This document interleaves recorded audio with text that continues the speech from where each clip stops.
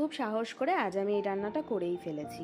সব রান্নায় আমি টুকটাক করতে পারি, কিন্তু মাটনটা কোনোদিন সাহস করে উঠতে পারিনি। দামি জিনিস কি না, তাই যদি নষ্ট হয়ে যায়, ঠিকঠাক মতন না করতে পারি। যাই হোক, করেছিলাম আর বেশ ভালো হয়েছিল কিন্তু খেতে। দুপুরে এই দিয়ে জমিয়ে ভাত খাওয়া হলো।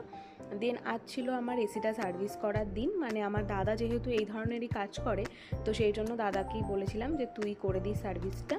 তো ও একদম দুপুরই চলে এসেছিলো, আর যা যা করণীয় সব ওর কাজও করছিল, আর আমি বসে বসে সেগুলোই আর কি দেখছিলাম যে কত কি ব্যাপার থাকে, যার কাজ সেই বুঝবে।